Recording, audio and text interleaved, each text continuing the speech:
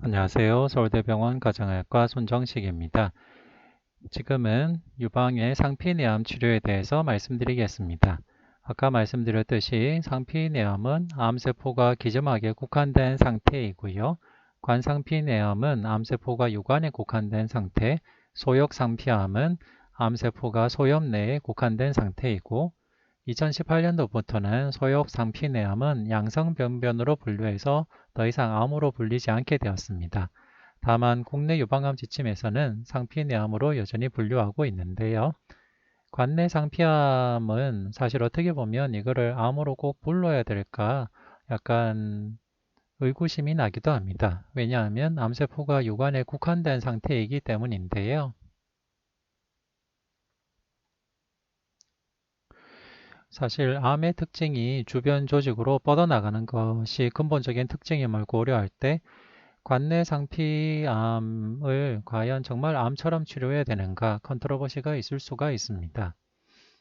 현재 관내 상피암 덕탈 카시노마 인사이트의 표준 치료는 유방 보존술을 하면서 국소 재발을 낮추기 위해서 방사선 치료를 하고 유방보존술 시행을 받은 호르몬 수용체 양성 관상피 내암 환자는 타목시펜을 복용하는 것이 표준 치료입니다.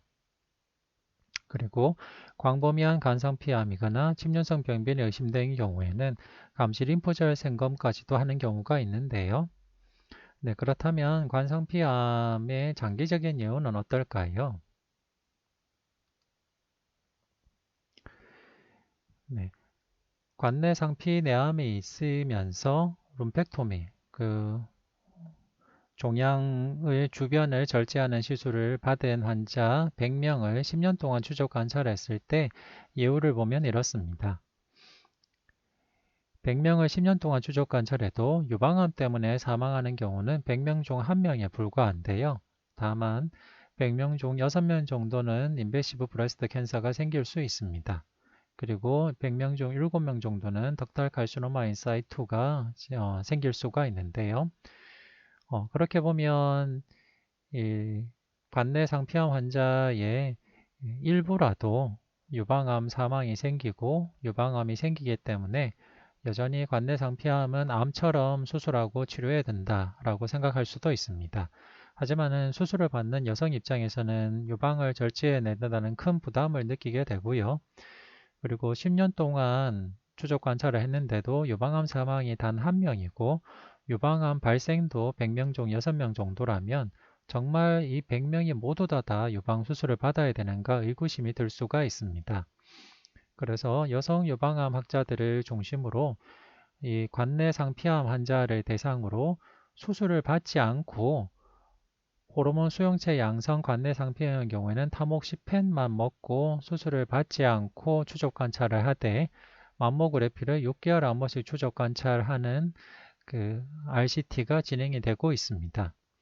이 RCT의 근본적인 개념은 유방의 관내 상피암이 상당수는 유방암으로 진행하지 않고 그리고 유방암 수술을 하는 유방절제술 자체가 여성에게 상당한 심리적인 부담을 주면서 호르몬 수용체 양성 유방암 환자에게 타목시펜도 어느 정도의 효과를 기대할 수 있다는 것을 기본으로 하는 연구가 되겠습니다. 만약 이 연구 결과 덕탈 칼시노마 인사이트 환자 중에 조직학적 등급이 높지 않고 재발 위험이나 암으로 진행될 위험이 낮은 분들은 유방암 수술을 받지 않고 타목시펜만 먹으면서 추적 관찰을 할 수 있다면 많은 여성들이 그 수술의 위험이나 부담에서 벗어날 수 있는 좋은 결과가 될 것이라고 생각합니다. 그러면 이것을 보면 뭐가 연상이 되지 않나요? 네. 암은 있는데 수술하지 않고 추적 관찰을 하는 겁니다. 네, 암은 있는데 수술하지 않고 추적 관찰한다면 네, 그런 암이 또 있죠. 네, 그런 암은 조기에 발견된 프로스테이트 캔서와 마이크로 파필라리 다이로이드 캔서가 거기에 해당이 됩니다. 네, 마이크로 파필라리 다이로이드 캔서의 개념은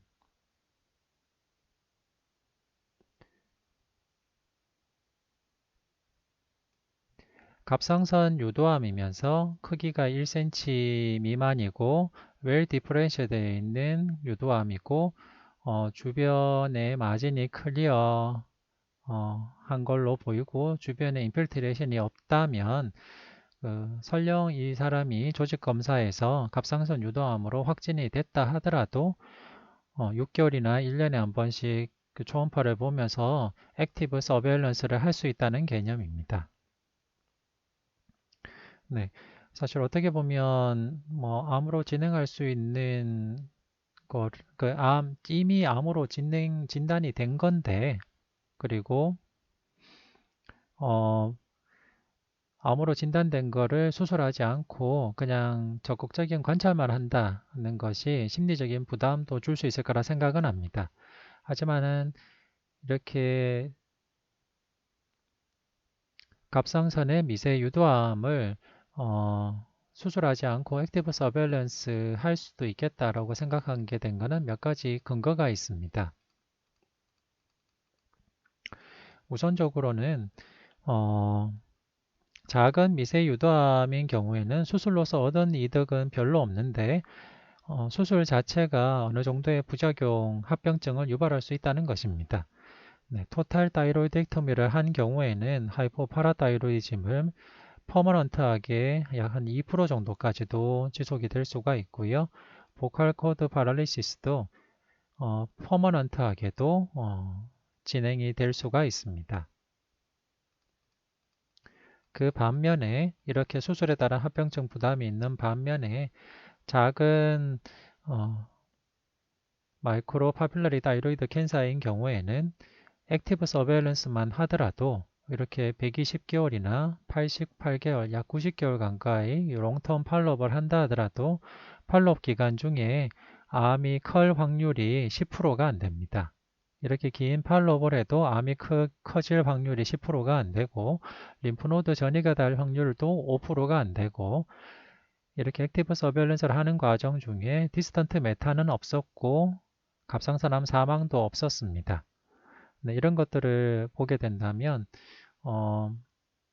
수술에 대한 부담이나 합병증에 대한 부담을 가지고 그냥 수술하느냐 아니면 이렇게 장기간 추적 관찰을 했을 때 특별히 큰 생명의 문제를 일으킬 만한 특별한 문제가 없으니까 그냥 지켜보느냐 하는 것들을 둘 다 하나의 그 잣대로서 둘 다 각각 잣대로서 평가하고 환자가 선택할 수도 있다는 것을 말합니다. 보통은 마이크로 파필러리 다이로이드 캔서의 액티브 서베일런스의 제일 좋은 권고 기준은 고령의 1cm 미만이고 깨끗한 마진을 가지고 있고 림프노드 전이가 없는 마이크로 파필러리 다이로이드 캔서를 일반적으로 권하고 있는데요. 1cm보다 좀 크더라도, 즉 한 1.5cm 이하라 하더라도, 그리고 아주 고령이 아니라 하더라도, 즉 한 중년이라 하더라도 액티브 서베일런스를 해볼 수도 있다라는 연구 결과들이 나오고 있습니다. 그래서 제가 드리고 싶은 이야기는 이렇게 암이라 하더라도 반드시 다 수술을 해야 되느냐? 이제 그런 암은 반드시 수술을 해야 되느냐? 수술해야 된다. 이런 선입견이 요즘은 조금씩 달라지고 있습니다. 제일 대표적인 것이 갑상선 미세 유도암이 우선이겠고 그 다음 조기 전립선암도 액티브 서베일런스의 대상이 되겠고요. 이제는 더 나아가서 덕살 칼시노마 인사이트도 재발 위험도가 인베시브 브레스트 캔서로 진행될 가능성이 낮아 보이는 경우에는 타목시펜 먹으면서 액티브 서베일런스를 할 수도 있지 않느냐는 개념을 가지고 이제 임상시험을 하고 있습니다. 물론 이 임상시험 결과가 수술을 하지 않고 타목시펜을 먹고 팔로업 했을 때 인베시브 브레스트 캔서가 더 많이 발생하거나 브레스트 모탈리티가 더 높게 나온다는 결론이 나올 수도 있습니다. 네, 물론 그렇게 된다면 당연히 지금처럼 수술하고 보조 방사선 치료를 하고 항호르몬 치료를 하는 것이 표준 치료로 계속 가겠지만은 기존의 연구 결과를 봐서는 인베시브 브레스트 캔서로 진행될 가능성이 높지 않은 경우에는 타목시펜 먹으면서 이렇게 6개월에 한 번씩 팔로우하는 것도 충분히 임상시험을 시도할 만한 개념이다 라는 것들은 참고로 알아두시면 좋겠습니다. 네, 그러면 이제 갑상선암 경험자의 관리에 대해서 말씀을 드리겠습니다.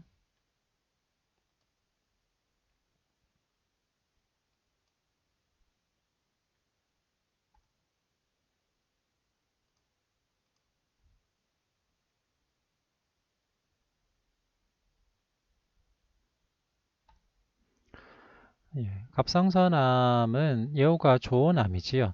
특히 분화 갑상선암인 경우에는 예후가 좋습니다. 다만 이제 언디퍼렌시에이티드 다이로이드 캔서나 메둘러리 다이로이드 캔서는 역시 예후가 다른 암처럼 나쁘기 때문에 다르겠지만은 분화 갑상선암, 특히 파퓰러리 다이로이드 캔서의 경우에는 예후가 매우 좋고 요약병기별 생존율은 국화암인 경우에는 거의 100%, 국사암인 경우도 100%, 심지어 원격 전이가 되더라도 62% 정도로 아주 좋은 예후가 되어 있습니다. 물론 원격암의 경우에는 여전히 암이기 때문에 사망 가능성이 있습니다.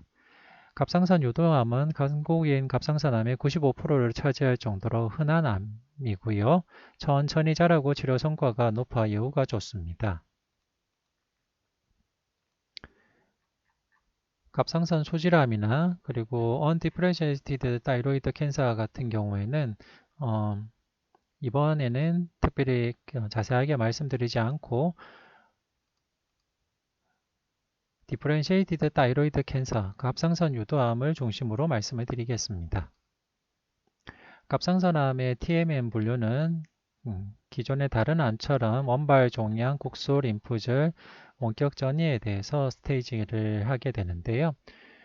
특이한 것은 55세 미만인 경우에는 디스턴트 메타가 있으면 2기, 없으면 1기라는 것입니다. 네, 사실 이런 디스턴트 메타가 있는데 2기라는 암은 사실 분화 갑상선암 밖에 없겠지요. 네, 이렇게 55세 미만인 경우에는 심지어 디스턴트 메타가 있다 하더라도 예후가 좋기 때문에 스테이지 2로만 보게 됩니다.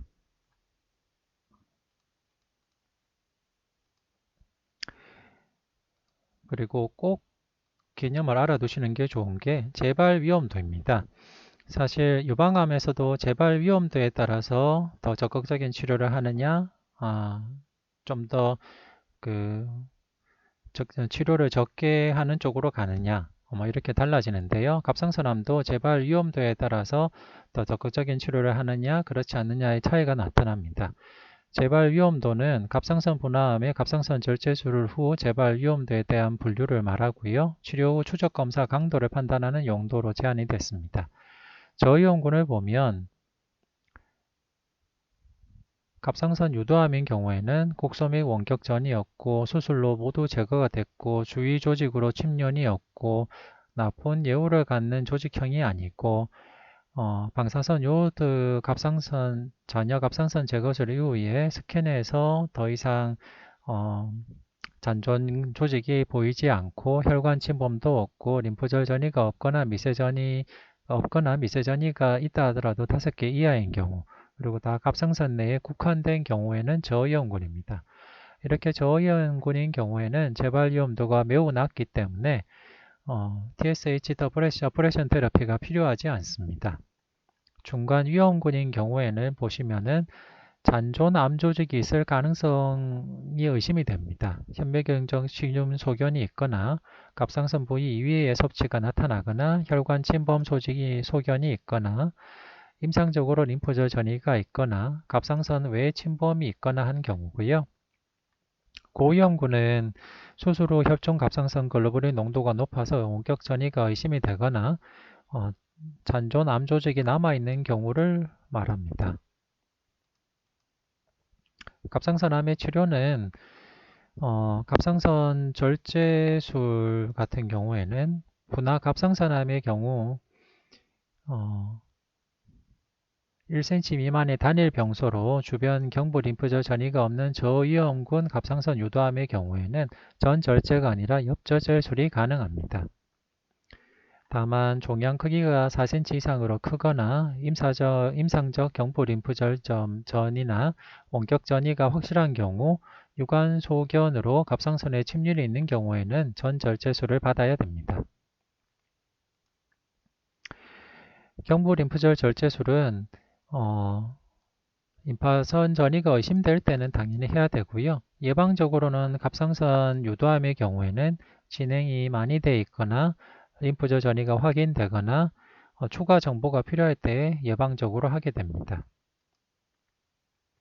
방사선 요오드 잔여 갑상선 절제술은 남은 잔존간 암 조직이 있는 게 의심이 되면 하게 되는데요.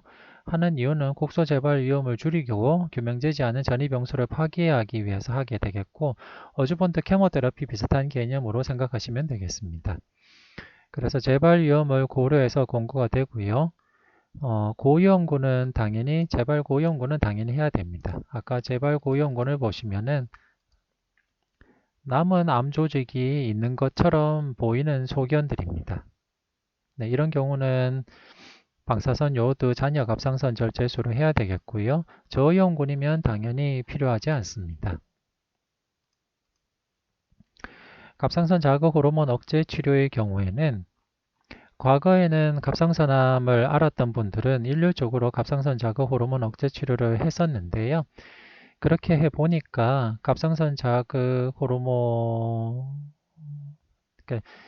갑상선 호르몬이 과잉된 상태가 만들어진 거기 때문에 갑상선 기능 항진에 따른 부작용이 더 생겼습니다. 즉, 우리가 갑상선 자극 호르몬 억제 치료를 한다는 것은 이아트로제닉 하이퍼타이로이디즘을 만드는 건데요. 하이퍼타이로이디즘이라면 당연히 골밀도 저하, 골다공증 발생 위험 증가, 심방세동 같은 심장부종 발생 위험이 증가할 수가 있습니다. 이런 부작용을 감내하면서까지 이렇게 TSH 서프레션을 하는 것은 재발 위험이 높을 때는 당위성이 있겠지만은 재발 위험도가 높지 않은 경우 같으면은 부작용 위험만 있기 때문에 당연히 권고가 되지 않습니다. 분화 갑상선암은 TSH 자극에 반응해서 세포 성장이 증가하는 특징이 있는데요. 고용량 갑상선 호르몬을 투여해서 TSH 분비를 억제해서 갑상선암 재발을 낮춘다는 개념입니다. 그래서 갑상선 재발 위험이 높은 경우는 TSH 서프레션 테라피를 해야 되겠고 갑상선 재발 위험이 낮은 경우에는 굳이 필요하지 않습니다. 그래서 여기 보면 재발 위험도에 따라서 고위험군은 확실하게 서프레션을 시켜야 되겠고 저위험군인 경우에는 로우 노멀 정도로 맞추면 됩니다. 저위험군을 보는 방법은 혈청 갑상선 글로불린이 측정되지 않으면 잔존 갑상선 조직이 없다고 볼 수 있기 때문에 로우 노멀에 맞추면 되겠고요. 다만 갑상선 글로불린이 조금 나오는 낮게 측정되는 정도면 0.1에서 0.5 사이로 약간 서브클리니컬 하이퍼 상태를 만들어야 됩니다. TSH 억제 치료 위험 요인을 보면 폐경, 빈맥, 골감소증, 고령, 골다공증, 심실로 되어 있는데 제 생각엔 심방세동 같습니다. 등이 있는데요. 초치료 반응으로 완전 반응을 보였다는 것은 잔존 조직을 의심할 만한 것이 전혀 없는 경우에는 로어 노멀로 맞추게 됩니다. 하지만은 약간 생물학적, 구조적 불안정 반응이 있다 하더라도 골다공증, 심실세동, 고연령인 경우에는 거기에 따른 갑상선 기능의 항진 상태에 따른 TSH 서프레션 테라피, TSH 서프레션이라는 게 갑상선 기능 항진을 만들어 놓는 거기 때문에 거기에 따라서 골다공증이나 심방세동 위험이 증가하기 때문에 그런 부작용들을 고려해서 치료를 하게 됩니다.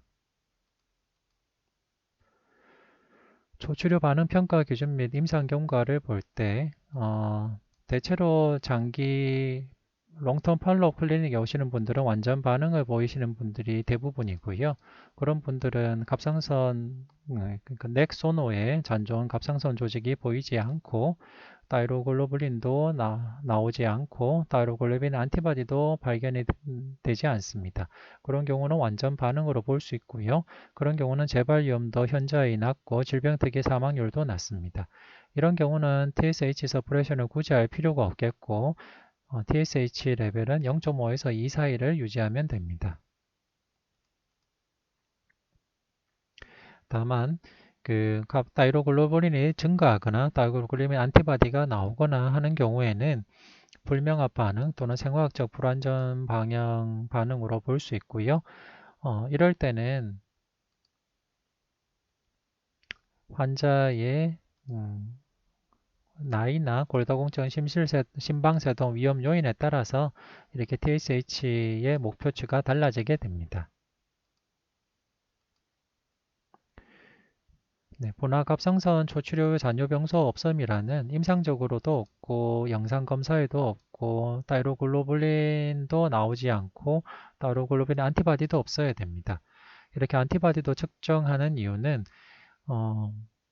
타이로글로불린은 갑상선 글로불린은 나오는데 안티바디가 있으면 갑상선 글로불린이 안티바디와 결합을 해서 갑상선 글로불린이 측정이 안 되는 경우도 있을 수 있기 때문에 안티타이로글로불린 안티바디도 같이 측정하게 됩니다. 원바람에 대한 추적 관찰은 일반적으로는 혈액 검사로 타이로글로불린과 타이로글로불린 안티바디, TSH, T3, T4 등을 보게 되고 정기적으로 갑상선 소너나 스캔 같은 것들을 보게 되는데요. 갑상선암의 재발은 주로 경부 림프절에서 발견되며 수술 주변 조직으로도 재발될 수 있고 원격 전이도 생길 수는 있습니다. 하지만 그 경우는 분화갑상선암에서는 약 5% 정도에서 보고가 되어 있고요. 수질암이나 저분암 및 여경성암의 경우에는 재발 원격 전이가 높은 편입니다. 추적 관찰 검사에서 갑상선 기능 검사는 TSH, T3, 프리 T4를 보고 추적 관찰에서 주로 보는 검사들은 갑상선 글로불린, 타이로글로불린과 타이로글로불린 안티바디, 넥소노를 주로 보고요. 약간 전이나 잔여병소가 의심될 때는 스캔이나 페트를 보기도 합니다.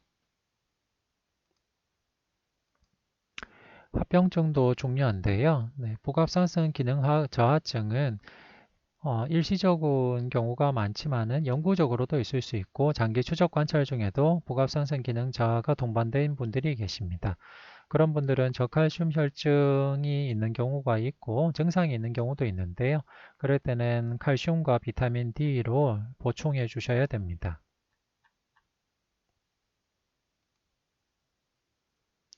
대체로는 별다른 증상이 없거나 혈중 칼슘치가 8.5 선 이상인 경우가 많고 그럴 때는 경구 칼슘과 비타민 D 서플리먼트로 조절을 할 수가 있습니다. 음성 변화도 있는데요. 반회후두신경 마비는 일시적 마비는 10% 가까이 보고가 되어 있고요. 영구적 마비도 가끔 만나게 됩니다. 그리고 14% 정도는 3개월 이후에도 음성 이상을 느낄 수 있는데요.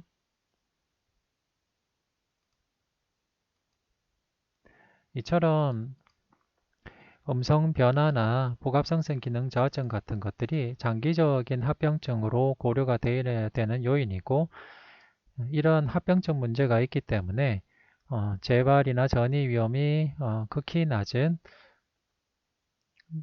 그리고 특히 전이나 사망 위험이 극히 낮은 마이크로 파필러리 다이로이드 캔서인 경우에는 이렇게 음성 변화나 복압상선 기능 저하증 같은 이런 합병증보다는 합병증이 더 클 수 있기, 더 수술로 통해서 얻을 수 있는 이득보다 크기 때문에 수술보다는 액티브 서베일런스도 고려할 수 있는 상황입니다.